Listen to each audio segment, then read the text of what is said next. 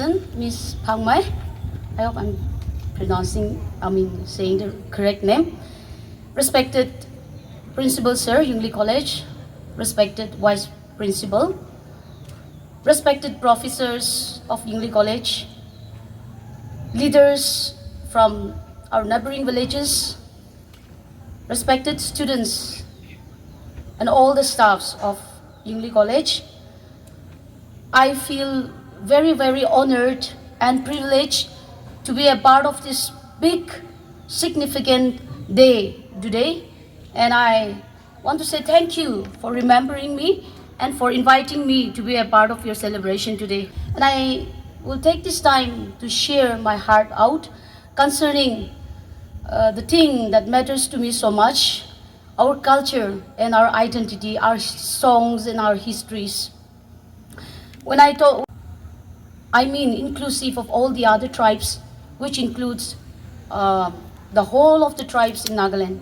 So when I'm talking this morning, this afternoon, I will not be particularly or specifically talking about only the Phom community, but whatever issues and things that I address, I mean it for all the tribes, our brothers and sisters tribes.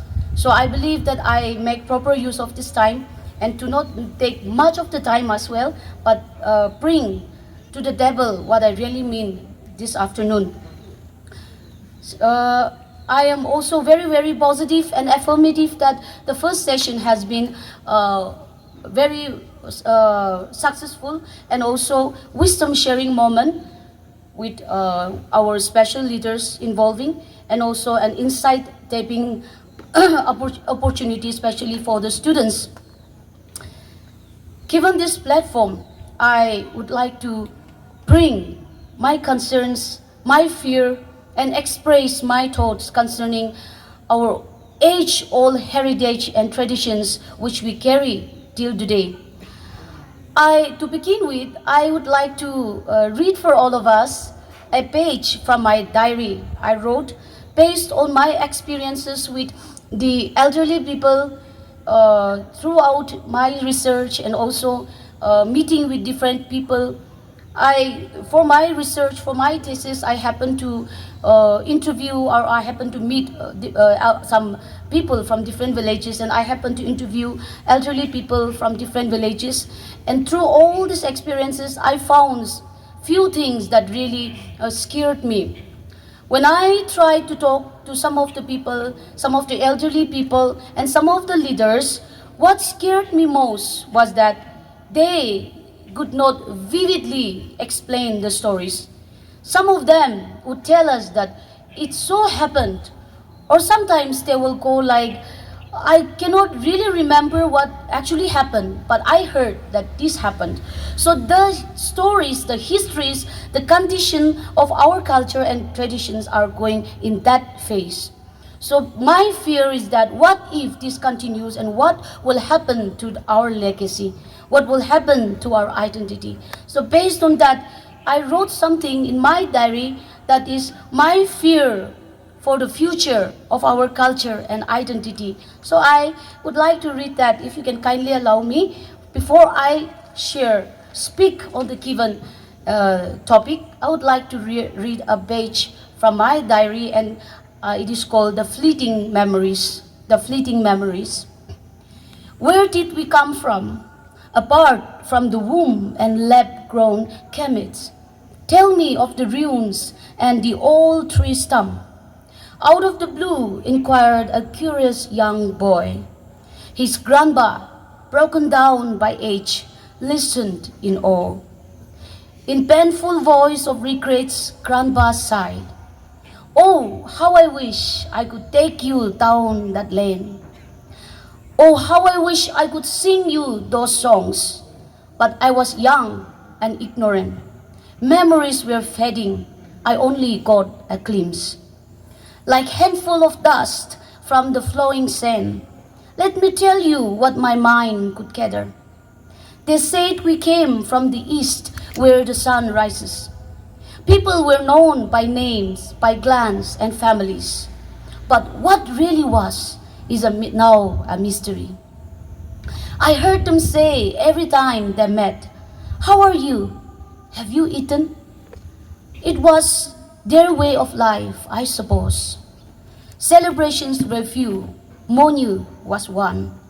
Their simple life filled with hope and contentment. We once were called children of the soil.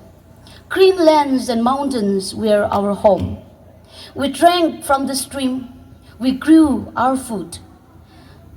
The hornbill, the deer, and the mountain goats sauntered the while.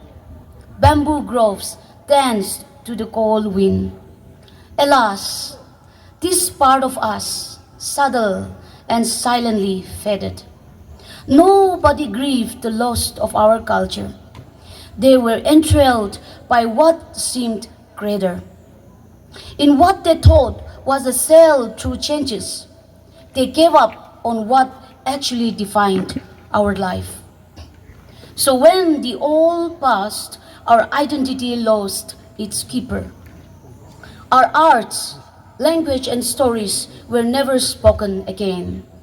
Like a dream forgotten by dawn, a melody lost within thousand thoughts, memories of the past became a mystery.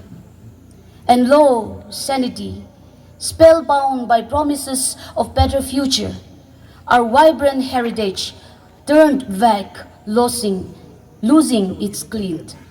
I saw our culture disappearing in time that seems to hurry. Now when I recall, there is nothing I see. All that we once were is now a fleeting memory. All that we once were is now a fleeting memory. I fear that the future that we live in will be different from this. We know that children, young women, and young mothers will not like to bear children. They would not like to destroy, disfigure themselves. So children will not be born out of the womb. They will be born from the lab. People will compromise their culture and their identity for the sake of greater future. We talk about AI generation. Recently, I was listening to a talk given by an engineer. He was talking about the future and where AI technologies will rule. And he was talking about people will be busier and people will be smarter then. And those who have no idea about AI technologies, they will be outdated. So in our run for better life, faster future, we will compromise, we will give up our identity. And likewise, in the long run, I fear that what we are, where we came from, our root and our stories will only remain a fleeting memory. It will be like a dream that we saw last night, but some dreams we cannot recollect in the morning. It will be like a song, a melody that is stuck in our heart, and we will try to sing it, but it does not come out because they are so vague and they cannot be remembered clearly. I fear that this will happen to the generation after this if we are not careful. It is actually very human to feel inferior in the face of something that we think is bigger, better, and larger than us. It is human to think that being different is odd. And we don't want to remain stuck in time. So we chase the flow. You know why we are changing? You know why many of the culture, our heritage and traditions are not even spoken about today? It is because we left them behind for the future. For the better. We thought we are going with the flow. This is evolution. We thought that, okay, this is coming and this is coming of age. This is what our present generation provides. So we should go with the flow. So we do not mind edifying, modifying, changing a little bit of our culture, of our language, and of our identity. So that is how we take the risk of giving up what we actually are. In the influence of the modern technology, when I'm saying this, I am not totally against the modern era. But what I'm saying is that we feel that what we have, the name I have, the tribe that I belong to, the attire that I carry is inferior to what people give us, to those whom we think are better and bigger than us. So in our effort to walk in step with people, in our effort to be included in the rushing, running era, we leave behind so many of our stories, and at the end, we will find ourselves nowhere, in the middle of nowhere. Today we talk about AI generation, we talk about global world, we talk about global market, we talk about so many things.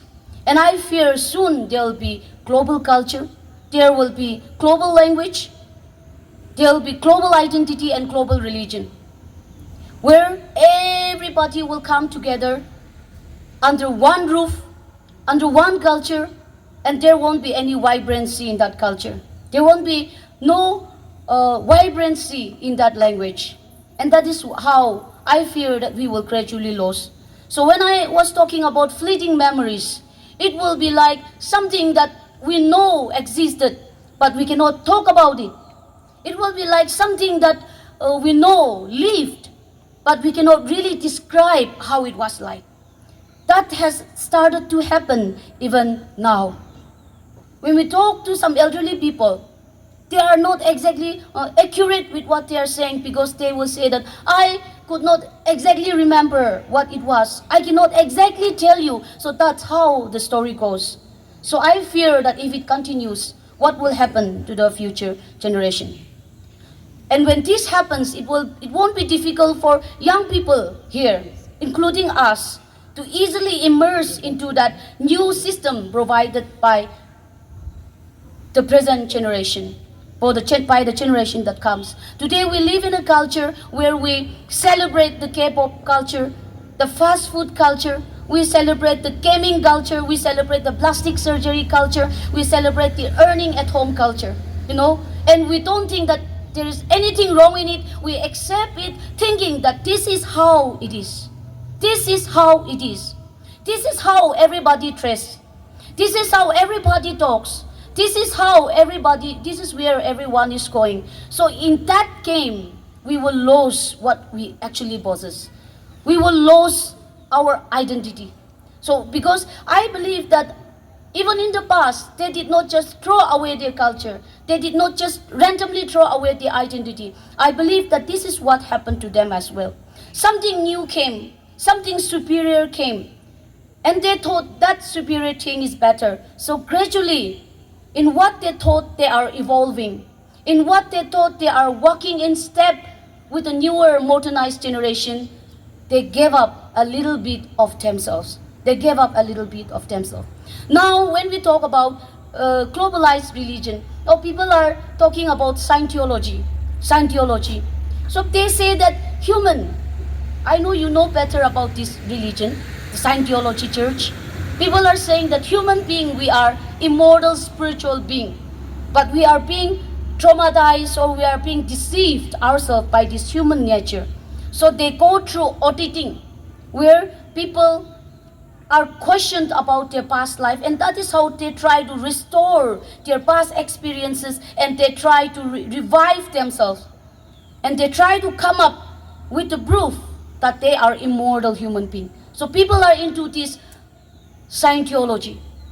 The time is not very far when we all will follow this religion, leaving behind our own religion. Because what the superior, what the exterior provides to us, we feel that it is always acceptable.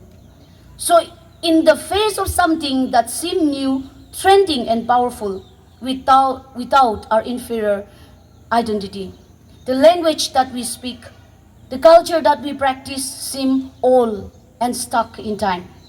Many a time, as Phom, we go outside and we mingle with other people, and even though we know that that guy, that lady is a Phom, they introduce themselves as other tribe. They don't want to be identified as Phom. Why? Because we ourselves feel that we are inferior tribe. So we don't want to be identified as Phom. So when we introduce ourselves with different name and different tribe. And that really hurts me the most. We are ashamed of ashamed to be identified with the name that we are given, with the roots and culture that we are brought up with. You know what? When I look at some of this status, the WhatsApp and Facebook, I see that many young people try to modify their names. They modify their names just to sound better, just to sound good for other people. And also some of us try to modify the name of our clan, shorten it or edify it just to sound a little Western. And that's how we destroy ourselves. For example, please do not mind if any one of you here is named Hendok. But I don't know. But someone named Hendok, but in his status or in his Facebook status, he will write Hans. So we never know whether he came from the Scotland or from Japan or whichever country, but he uses Hans. So people will call him Hans. And our elderly people will call you Han. So that's how we destroy our name. But Hendok has a meaning. Our tribal name, we are not just given a name. It has a meaning. It has history. It has legacy. So your name itself, you yourself, possess a whole set of story. If I talk about my name, I can tell you a story about my culture, my village. Example, if you are named Chuli or Liang, you want to use Liz or Lily to sound more Western, and you think that that's better. But you don't know how a big thing you are risking. I belong to Monyiü village, which is here, who cracks all your college windows. I belong to that village. So from that village, we have many other different clan names. For example, I am using the name Long He. And instead of He, if I put I will sound outdated. Bustiwala hui jabo. So I will use longs. Just short longs. How long? Longs. And it does not even have a meaning. I want to say this not only to the Phom community, but to my brothers and sisters from other tribes also. I could see that you have a name like Chamir, Ponginer, and we want to shorten it, edify it, modify it, and sound Western. And that is how, we think that we are walking in line with the generation. We think that we are evolving. We think that we are fitting in to the culture. But actually, we are removing ourselves. We are walking in the wrong path. So when I talk about this, I want to talk about myself. I actually belong to Monyiü village. And Monyiü village, we speak our own Monyiü dialect. We do not speak our common Phom language. And moreover, I was born, and half of my childhood we were there in Mogokchung. And after coming back to Longleng, and when I started going to Phomlampong school, before that I thought that Monyiü dialect is the only Phom language. Other than that, I had no idea about other dialects that the villages spoke. And when I came back and when I went to Phomlampong school, I could see that Phom people were speaking in different dialects.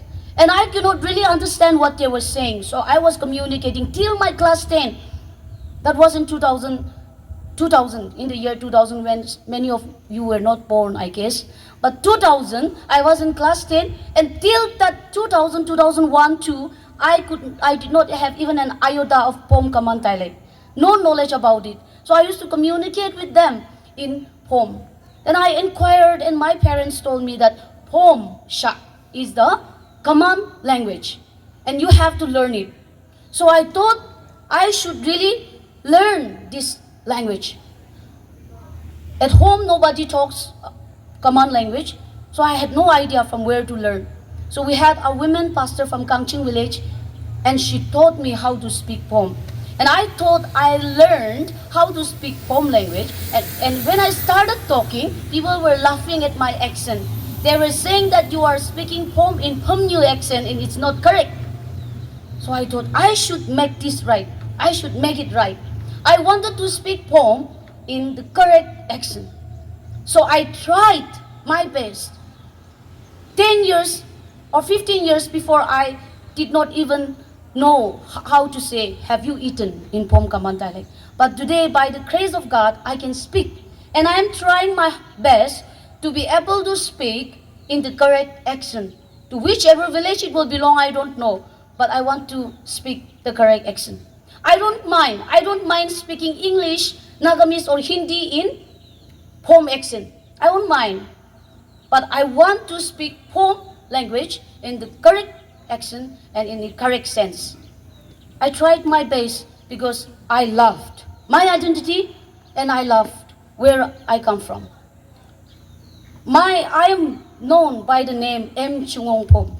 Even if you don't use the first letter M in my name, I will not mind. But if you address me as just Chingong without the name Phom, I feel naked. I feel like I am not being recognized and identified.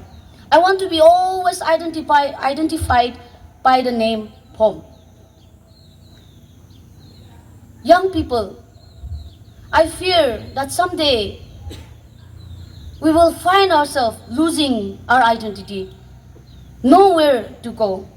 Young people today, we so proudly say that moi to Phom kota na jane, mo to mukha laka kota ko ule na jane. I don't know how to speak Phom, and you don't even give an effort to speak. And also those command language speaking young people, you are actually very fortunate to be born and brought up in an environment where you can speak. But even that, you want to modify it and you want to sound very differently. When I go back to my village or otherwise when I talk with the young people,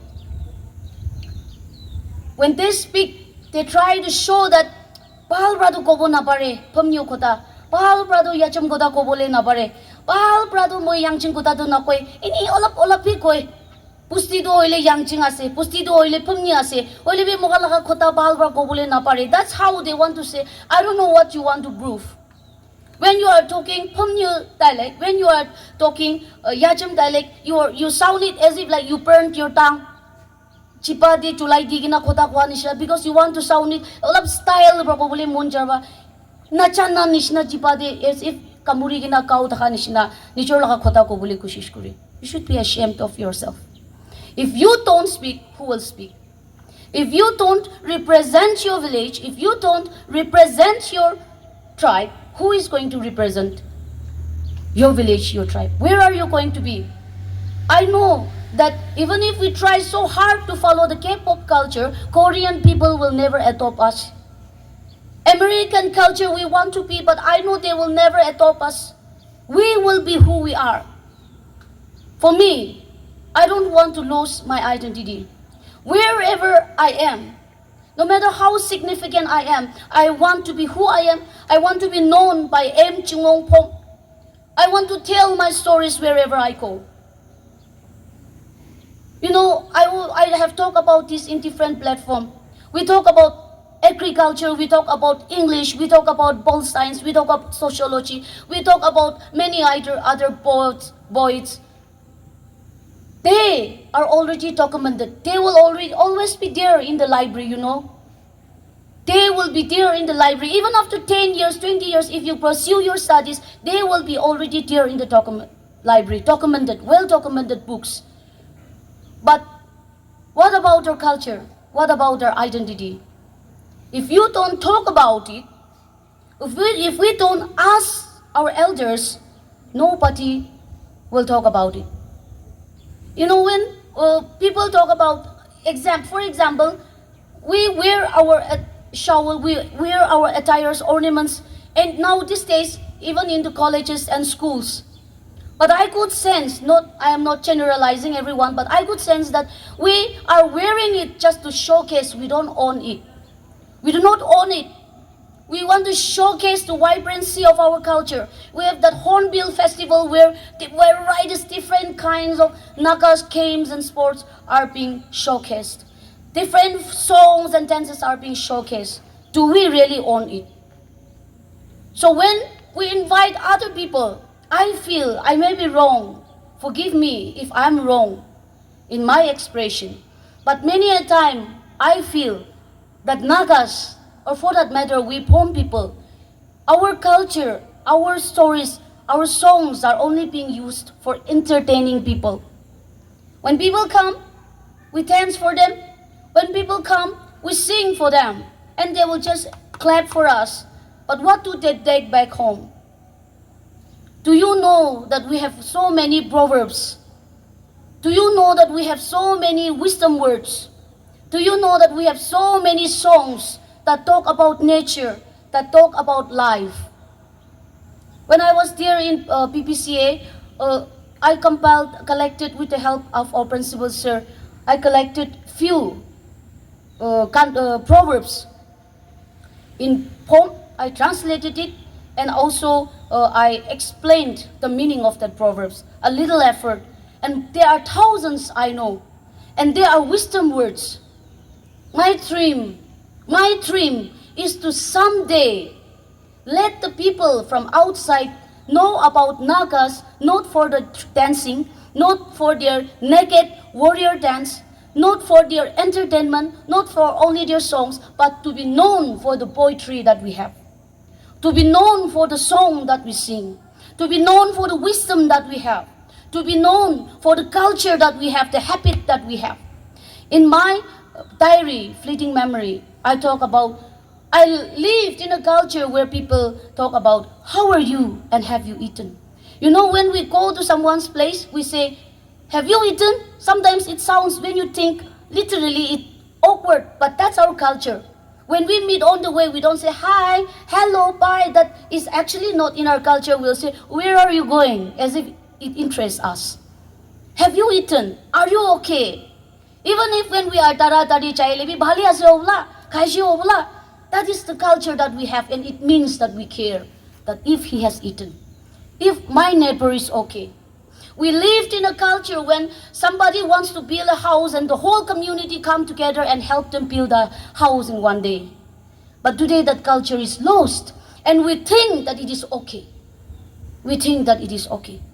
We do not care whether our neighbor has eaten. We do not care what is happening to our neighboring village. We only care for ourselves. And we still think that we are cultured. We still think that we are living our tradition. No. We need to own that tradition. I wish, my dream, I don't know whether it will come to reality, but my dream is to have poems and songs of the Phom Nagas, of the Au Nagas, of the Angami, of the Rengma Nagas in the textbook, in the syllabus of the Harvard University. In other all the important renowned universities of the world, I dream that our songs are written in their textbook.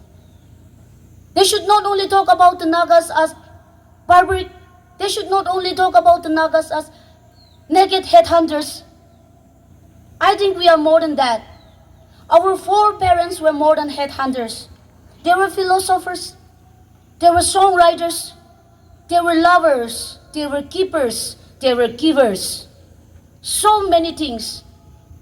And that we can only know if we go back to our root and search. Today, our storytellers are disappearing, are leaving one after the other. When we go back to the villages, or even in our home itself, when you look at your grandparents, most of them are very lonely. They stay at home, they are either babysitters, or everybody goes to school, colleges, and some goes to field, and the elderly people are left all alone in the village, and they sit in the sun the whole day. They sit by the fireplace the whole evening. Nobody talks to them. They are being ignored. We don't ask them how they are. We don't ask them the histories. So since we do not ask them, we are busy on our own. And since we do not ask them, they are leaving one after the other. And you know what they are taking with them? Our rich culture, our rich heritage, our rich histories. As many times as you meet elderly people, I wish that you talk to them. I wish that you get as many informations as you can. As I wish that you take as many ideas as you can from them. our proverbs, our beliefs, and our practices. I wish that you talk to them about it.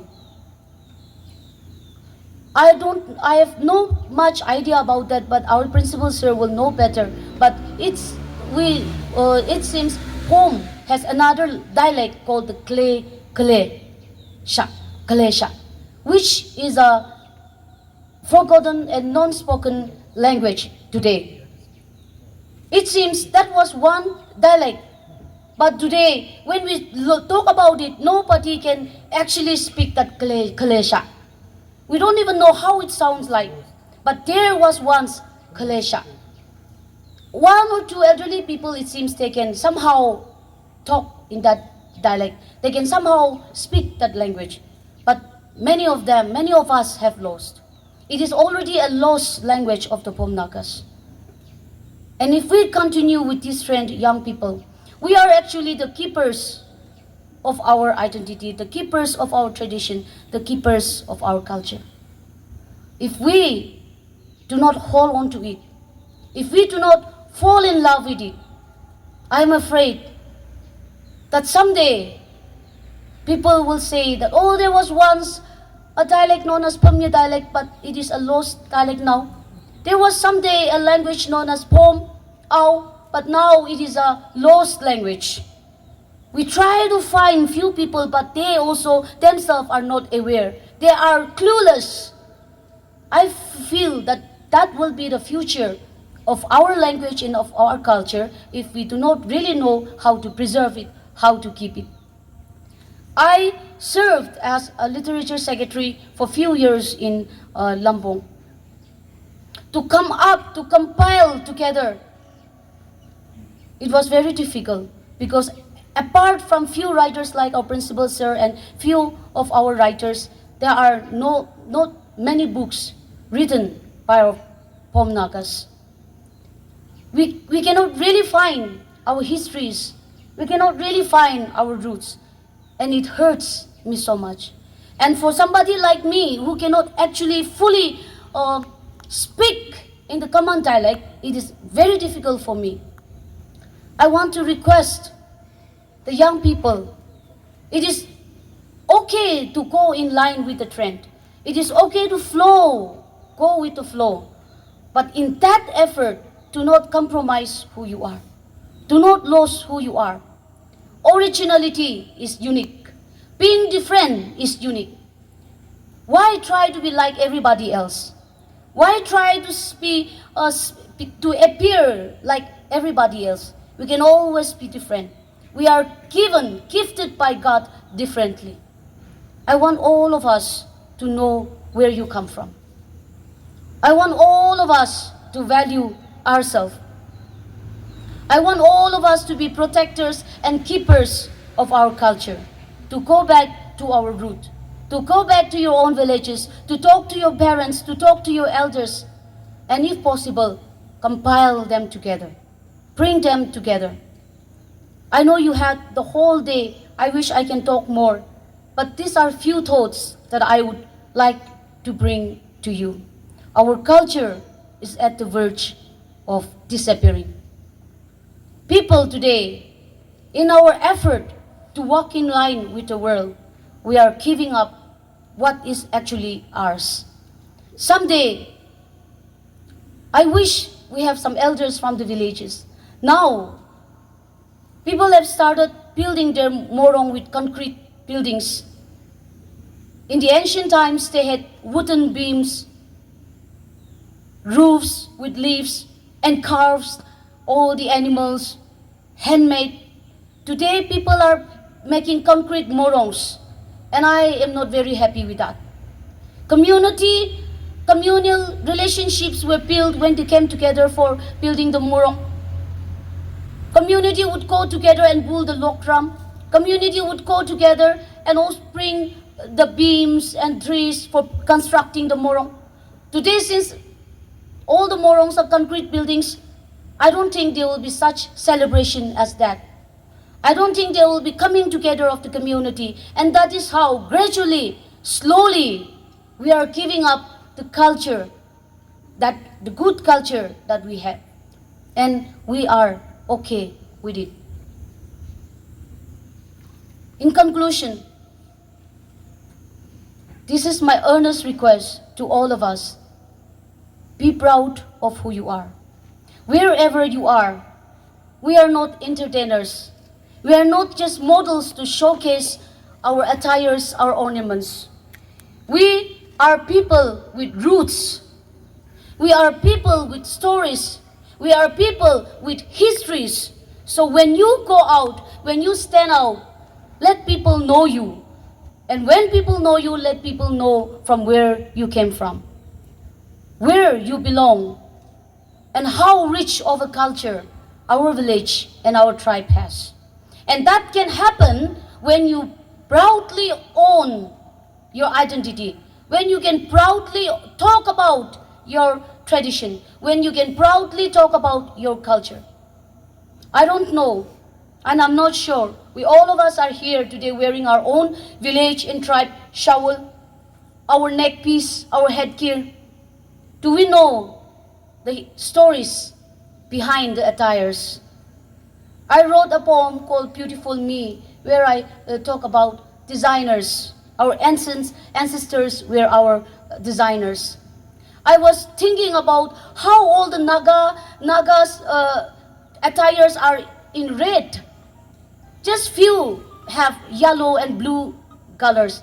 But you know what? It is because in the ancient time, they would use natural dye. And they could only use the color that was available, and majority of the colors were black, red, and blue. Just few are in yellow colors. So they gave an effort to modify their cotton yarn into colors that they find. They were creative. Today we have all the colors and embroideries in the world. But our foreparents, they would go to the forest. They were wise enough to know which color to combine to come up with red color, which with leaves to combine to come up with blue color. They were wise enough. The attires that we has histories. The neck piece, the headgear that we wear has history, has stories of our origin, of where we came from.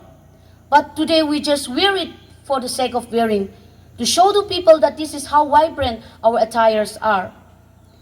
These days, young people are asked to write about their attires and ornaments, and instead of going back to the village and interviewing the elderly people about this attires, this neck piece, this headgear, they simply give us the questionnaire and asking us to help them. It is not wrong, and we are always there to help them.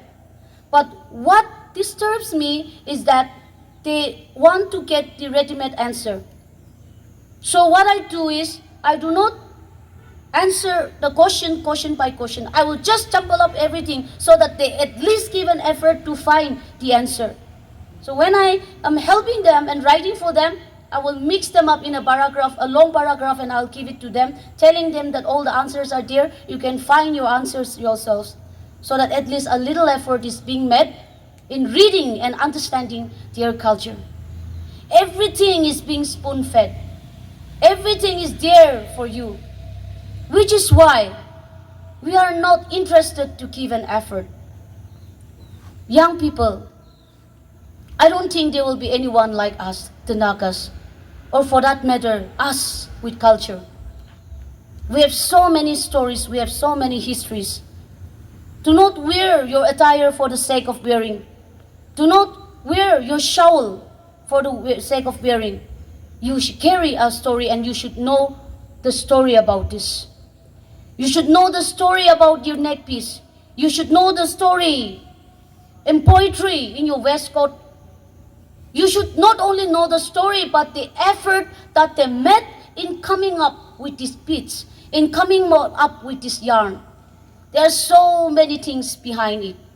There are so many efforts behind it. And if only we look back and understand the effort that they have made in presenting this culture to us, we will not easily trade it with the things, the culture that we think is superior. It is because we think that what we have is ordinary. It is because we think that our languages are ordinary. It is because we think that our attires are ordinary. We think that other things are bigger than ours. But if only we go back to the root and know where we come from, the struggles, the efforts, the life, the histories that are woven in the shawl, the histories, the stories that are woven in every beats and colors, I think we will not easily trade our identity. We will not easily give up our identity. So therefore, the next time, when you stand up representing your village, when you stand up representing your tribe, be sure of who you are, be proud of who you are. So that in the days to come, when the younger generation, after 5 years, after 10 years, our stories, the little thing that we know today, does not end up like a dream that we cannot remember. After 5 years, after 10, 20 years, when the younger generation come back and out of a sudden ask the question, where we are from? Why do we behave like this? Why do we look like this? Where did we actually come from? What does this hornbill, where does it come from? What does this elephant do? What is it? We will be able to tell them the stories. Why we are this way? Why our features are this way? Why we are not like others? We will have a story to tell. But not like this grandpa in my imaginary poem, where he says, I cannot exactly remember. I was young and ignorant. I thought that it is okay not to bother. I was very young and ignorant. To not be ignorant, you can give an effort. Starting now, you can preserve your culture. Go back to your own villages before they disappear. It is disappearing. It is disappearing. The faster our elderly people lives, the faster our history disappears. So go back, when you go back to your villages, don't only talk about going for excursion to Tsuku or to some other cities. Go back, sometimes go back to your village. Go back to the field. We have different baskets, mugs, our antique things here. Do you know what they are being used for? How they were made? There are songs based on this basket. There are songs and stories based on the spoon. There are songs and stories based on the baskets that we use. So many things, different kind of baskets used for different reasons. They did not use it for just one. The longer basket, they use it for during harvest. They use different carrying basket for going to field, carrying firewood, carrying water, fetching water. They had that long bamboo vessels which they use for fetching water. So many other things in which we are not using it anymore. If we can go back to our villages and ask them, someday I feel and I fear that we will be standing on this ruin. Whereas once upon a time there was a morong built in this place, but it is all a ruin now. It is all broken pieces now, and we cannot really recollect what this place was, how we believed. Therefore, dear brothers and sisters, respected leaders of different villages, let us give an effort not only to showcase our culture, not only to show how colorful, how vibrant our tradition is, but to show them how reasonable, how powerful, and how with stories our attires and tradition comes. And let people come to our tribe, let people come to our place to find, to research about us, our people, our stories, our poems and our songs and our lullabies. And that can happen only when we talk about this, only when we bring this at a larger platform. And that can happen only when we ourselves fall in love with who we are and what we are. Unless we talk about our culture and our tradition, unless we want to talk about our culture and our traditions as fleeting memories, before they are lost, let us preserve. Before they disappear, let us hold on to it. Before they are given up, let us preserve it. May the God who gave us wisdom, may the God who gave wisdom to our ancestors, who gave us this land, who gave us the streams, who gave us the mountains, who gave us the animals, the birds in the air, May He give us the wisdom to protect what we have. May He give us the wisdom to see the future. May He give us the wisdom to preserve the rich culture, heritage, and traditions that God has given to all of us. Thank you so much for having me, and thank you so much for making me a part of this celebration. I take this time to present these thoughts to all of you. I believe that though a short time and moment we spent, whatever thoughts that I have shared with all of you, it is genuine and I meant it from my heart, and this is going to linger in your mind longer than you think. May the good Lord bless us all. Thank you.